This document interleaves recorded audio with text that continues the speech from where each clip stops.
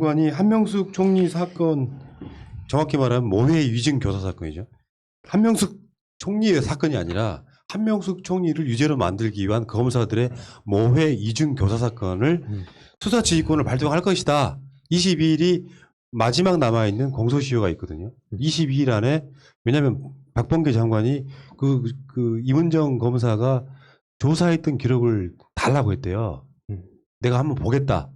봤는데 이걸 수사 지휘권을 행사를 안 하면 문제 없는 걸로 간주될 가능성이 높아서 이문정 검사한테 그걸 달라고 했다고 하는 것 자체가 수사 지휘권을 행사하기 위한 과정이다, 이렇게 언론들이 분석을 하고 있더라고요. 맞겠죠?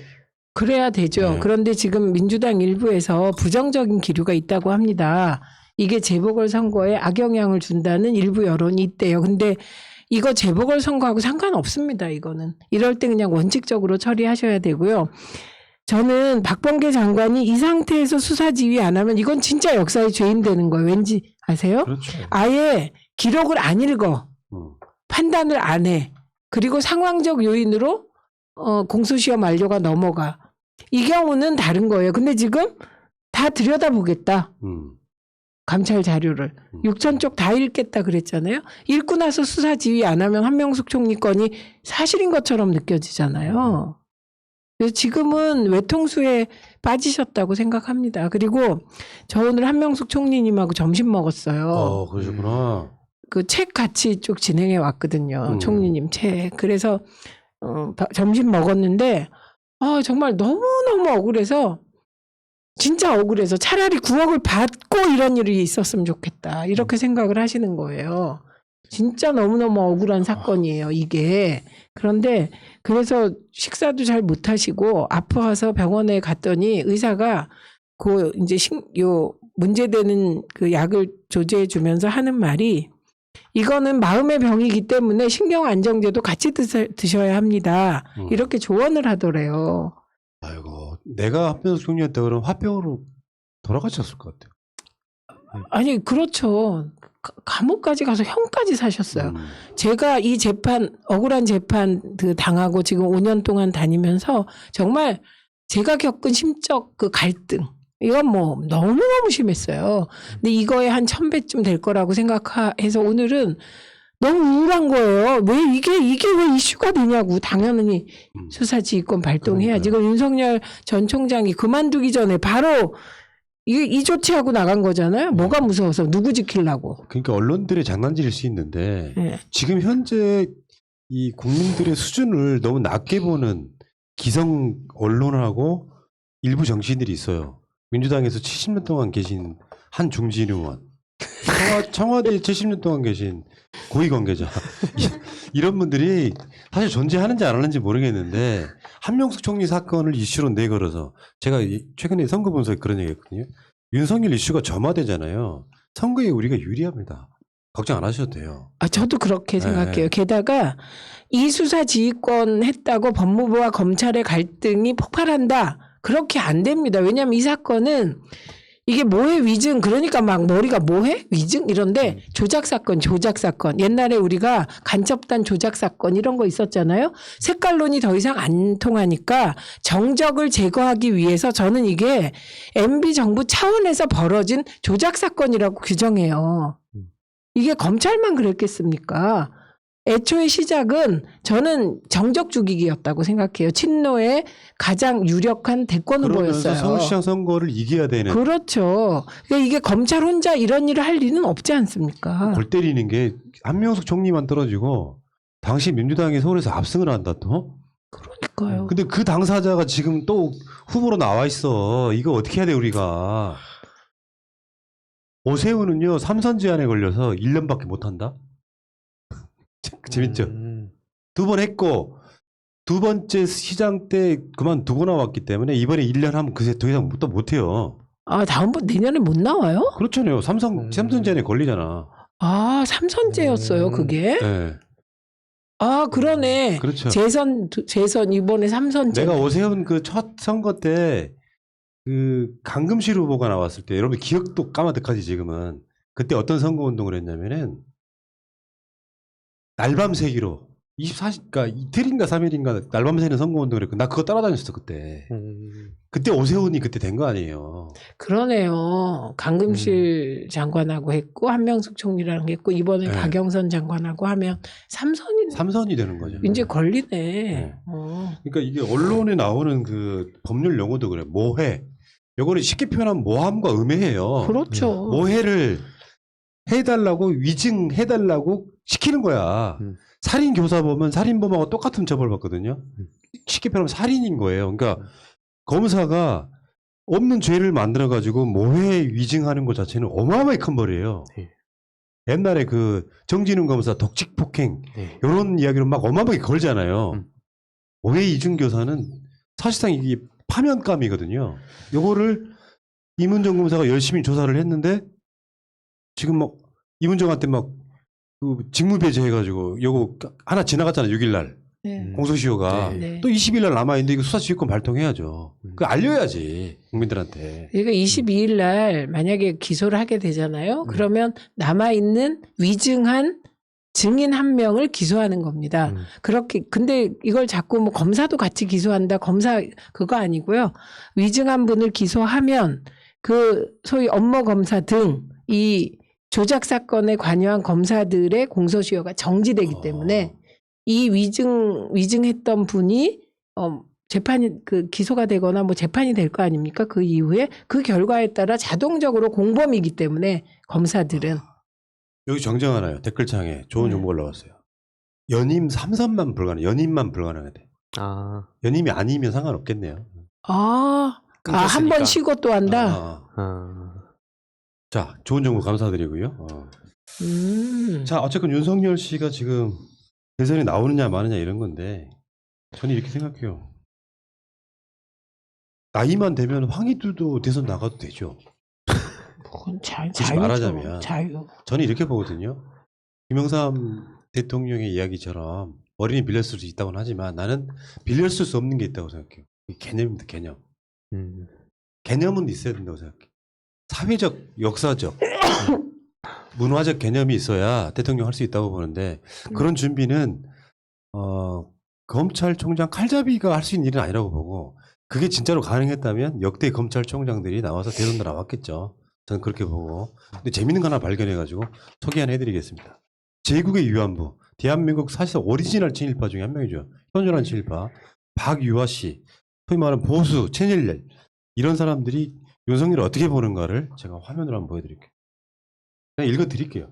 윤석열 비판 중에 가장 우스운 게 검사의 직무에 충실하는 설교다. 나는 교수도 변호사도 언론인도 자기 직무에 충실할 때 나라가 단단해진다고 믿고 있지만 교수도 하고 변호사도 하는 정치인을 왜 검사는 하면 안 되는 걸까? 그런데다 경제 외교를 모른다면 깎아내리는데 우리 석담에 하나를 알면 열을 안다는 말이 있는 것처럼 하나를 잘하면 더 잘할 수도 있다. 나는 좋은 정치란 세계를 읽어내는 감각에서 나온다고 생각한다. 더구나 한겨레 기자는 부패가 만연한 부패공화국에서는 검찰총장 출신 대통령이 필요할 수도 있겠다고 했는데 이제 안방 부패가 드러났으니 윤석열이 적임자라는 얘기를 한 셈이 된다. 사실 윤석열이 좋은 정치가가 될지에 대한 확신은 아직 없다. 하지만 7마리 유기묘 아빠라는 것만으로 최소한 그가 약자일 편일 가능성은 높아 보인다. 그래서 나경원 전 의원이 약자입니까? 검사들이 약자라서 팔이 안으로 굽습니까? 그러니까 이런 기준에 의하면은 안 좋은 정치인이 감이 어디 있겠어요? 아니 그리고 이분은 틀렸어요. 검사는 왜 정치를 하면 안 되냐? 검사들 다 정치해요. 검찰총장이 정치한 적이 없습니다. 네.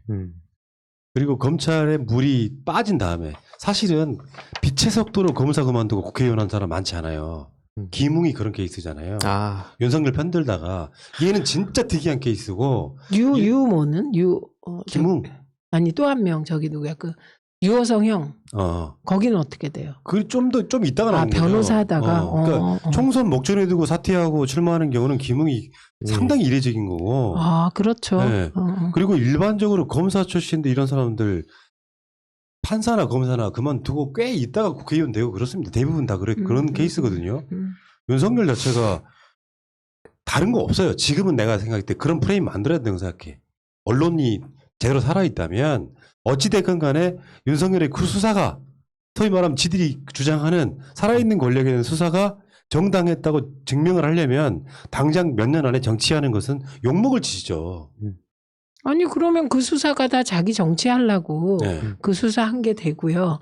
그리고 적어도 장모가 이런 파렴치범이에요 이거. 네. 그리고 아내도 지금 거의 기소 단계라는 거 아닙니까? 그러니까 그런 아내와 장모가 클리어 돼야 하는 거죠. 근데 이 언론이 이게 제 말이 맞아요. 언론이 A를 B라 하고 B를 C라 하고 마치 이명박이 크리미널이었잖아. 이미 그때 크리미널이에요. BBK 주가 조작의 주범이에요. 이명박이. 그런데 그때 언론이 뭐라 그랬습니까? 이명박 거 다스는 이명박 거 아니다. BBK도 김경준이다. 그래서 김경준이란 사람은 기술 빌려줬다가 MB 정권 내에 그 거짓말해서 불러들여갖고 감옥 살았잖아요.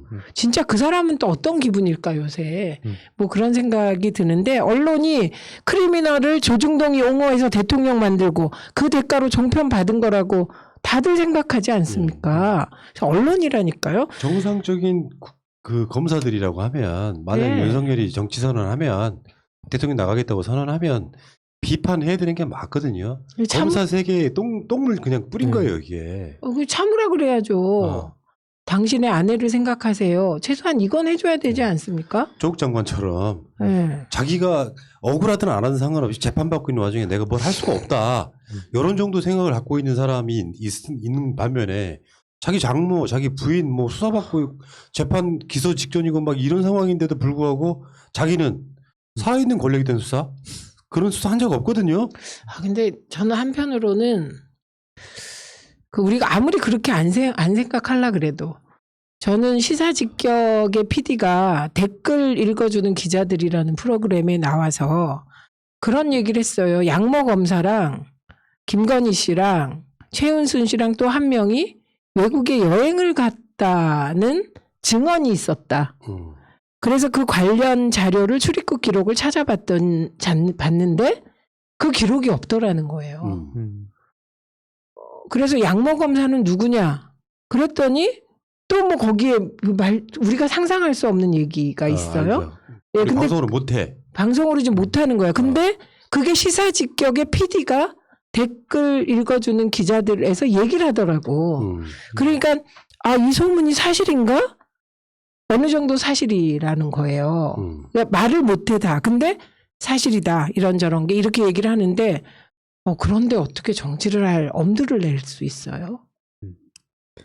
실제로 이 일부 언론에서 조금 나온 것 같긴 한데 검찰 내부에서도 지금 윤석열한테 엄청 부글부글하고 있다고 하는데 언론에선 왜 그들의 더 깊은 얘기를 안 들을까? 검사들도 하고 싶은 얘기 많을 텐데 왜 자기네들 필요할 때만 그 2플러스 그것만 몇 개 끄집어 와갖고 현 정부 욕만 하는 식으로만 보도를 하는데 지금 가갖고 검사들 인터뷰해보면 윤석열 전 검찰총장에 대한 분노의 목소리들 어마어마할 것 같습니다. 예. 그걸 안 쓰지. 왜냐면 그 특수부 검사들이라는 게 지금 대부분 요직에 있는 사람들이라 찍힐까봐도 못 쓰는 것 같고 이것도 선택적 정의야. 네. 간단히 말하면 그렇죠. 뭐 수사지휘권 발동하거나 윤석열에 대한 징계 요구하면 댓글로 막 겁난 일어났다고 난리를 치는데 실제로 검찰총장은 최강욱 의원이 그 발의한 그런 법들이 맞는 것 같습니다. 실제로 그 정말 기가 막힌 얘기가 있잖아요. 김명수 대법원장이 대법원 판결을 다 민주정부에다가 유리한 쪽으로 만들어 놓고 나와가지고 정치한다고 하면 그거 저쪽에서 받아들일 수 있겠어요? 왜 윤석열은 그게 예외가 돼야 되냐고. 말이 안 되는 거잖아요. 네, 말이 안 되고. 그래서 저는 아직도 윤석열이 고민을 하고 있다고 저는 생각해요. 그러니까 보통 수신제가 치국평천하 이렇게 얘기하지 않습니까? 근데 수신은 그렇고 재가가 전혀 안 되는 거잖아요. 당장의 장모가 좀 재판받고 있지 않습니까? 그런데 오늘도 그 장모가 이렇게 재판정에 들어갔는데 기자들이 집요하게 물어요. 그 핵심이 뭐냐면 이게 그 사위하고 그 상의한 적 있습니까? 이걸 묻더라고. 집요하게. 그러니까 이게 말이 됩니까? 안 했겠어요? 그 전화도 기록도 나오지. 전화. 그러니까 안 했겠냐고. 그러면은 그걸 수사하는 검사들이 그 라인이 아니라서 상관없어요. 누구누구 장모래. 누구누구 부인이래 모릅니까? 알죠. 근데 윤석열은 그 장모랑 전화 통화하고 나서 그 검사한테 아무런 언질도 안 해요? 상식적으로 그렇잖아요. 만약에 아무런 언질도 안 하고 안 도와줬다면 진작 쫓겨났겠지. 개털인 검사 사위가 왜 필요합니까? 그리고 우선 한 가지부터 먼저 답했으면 좋겠어요. 왜 황교안 장관 시절에 징계받았는지. 징계받았다고 하는데 그게 사실인지. 징계 사유는 뭔지. 예, 이 부분에 대해서 인터넷에 글이 징계 사유서 표가 돌더라고. 근데 그게 사실인지 이것부터 좀 밝히시면 좋을 것 같아요. 혹시 윤석열 씨는 이민 준비하고 있지 않을까? 근데 저는 다른 데는 모르겠고 역시 지상파가 힘은 있어요.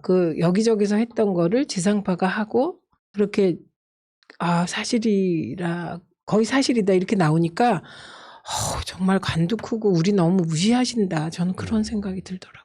기분이 나빴어요. 사실 윤석열 씨한테 제가 조언 하나 드리고 싶은 거는 언론들이 지금 윤석열 지지율 막 엄청 올라갔다고 띄우잖아요. 당신 인생 망칩니다. 그러다가. 진짜로. 조용히 이렇게 이민 준비를 하시는 것이 저는 훨씬 더 도움된다고 생각해요. 그 정치를 하면서 5가지 뽕에 빠지면 헤어나질 못해요. 첫 번째가 언론뽕. 언론이 막 칭찬하기 시작하면 지금 말씀 하늘을 뜨는 것 같고 판단력이 없어져요. 그럼 어떻게 되냐? 그 언론이 얘기하는 세상이 전부가 돼요. 맞아요. 예, 그다음에 두 번째는 좋아요뽕. 이게 이제 트윗에는 리트윗. 알티뽕. 알티 그렇게 되죠. 그래서 그게 어느 날 갑자기 100, 200 하다가 1000, 2000 돼버리면 사람이 또 이야 나를 동조한 사람이 이렇게 많단 말이야? 그렇죠. 그다음에 세 번째가 댓글뽕이에요. 댓글에 어느 날 갑자기 막 나를 칭송해. 그럼 정신이 훅 가요.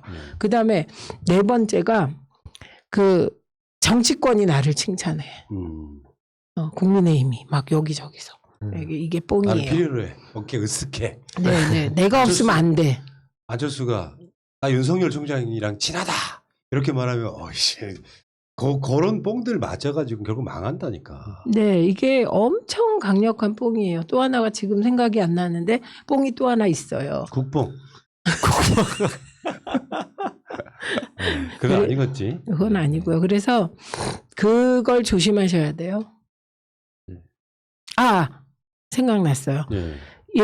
검찰청 앞에 나를 환호하는 똑같은 화환이 있다. 화환뽕. 그게 뭐냐면 지지자들의 환호뽕. 그래 그게 5번째예요. 근데 그 환호하는 지지자들은 극렬 지지자들이기 때문에 그걸 전부라고 보면 안 되는데 그게 전부가 돼요. 그래서 지역구 출마하면 10명을 만나면 3명이 나 지지하면 당선될 것 같아요. 근데 5명 지지해야 당선되거든요. 근데 3명이 막 좋아하는 건 굉장히 많은 거예요. 그러니까 그냥 취해요. 그래서 그 5가지 뽕이라고 얘기하는 뽕에 중독되시면 정말 큰일입니다. 지금 프레임 그거죠. 촛불 정부마저 부동산 투기를 했다. 지금 이렇게 사실이 아닌 말을 던져놓고 그게 심상정 의원이 그렇게 하고 있다고요. 그걸 던져놓고 윤석열은 살아있는 권력에 대한 수사를 하면서 정말 깨끗한 사람이다. 요 프레임을 갖고 싸우려고 하는데 이게 뭐 거짓이니까. 말도 안 되는 소리죠. 왜냐하면 당장 드러날 문제는 측근과 자기 가족들에 대해서는 전혀 수사하지 않는 선택적 정의 그리고 막상 조국 장관에 털었더니 사실상 나오는 게 없는 그래서 말도 안 되는 걸로 감옥을 지금 4년이나 살게 만든 이 사건은 역사에 남을 사건이에요. 불공정의 역사예요. 완전 불공정의 역사지. 저는 나경원 전 의원의 경우 정말 이해 안 가는 게 D를 A 플러스 주는 거요. 이거 애들한테 알려지면 애들이 목숨 걸 일이에요. 내가 채점을 잘못했어도 아니것이. 그러니까 아무리 잘못했어도 D가 A 플러스가 되다니. 그럼 나는 바보단데? 근데 그거를 강사의 재량이라고 봐줬잖아요. 그러니까 그게 한 번도 아니었어요. 그렇죠. 한 8건 정도 되고 네. 실제로 그때 피해받은 학생이 있는데도 인터뷰를 했는데도 불구하고 왜 스카이대 학생은 침묵하는가? 저는 이게 진짜 이해가 안 갔어요. 네. 아까 말했던 그 부산대 의전원에 대한 업무방해도 그거거든. 부산대 의전원 쪽에서는 우리 업무방해 당한 거 없거든 이야기해도 아니야 넣어둬 니들 업무방해 당한 거야. 그래서 지금 그 유죄 만든 거 아닙니까? 그러니까 이게 대표적인 불공정 사례가 될 거라고요. 그런데 이게 그 SKY 대학생들이 결국은 저 알거든요. 제 주변에 많이 갔거든요. 이런 방식으로 자, 알겠습니다. 어쨌건 뭐 상황이 그렇고. 자, 여러분들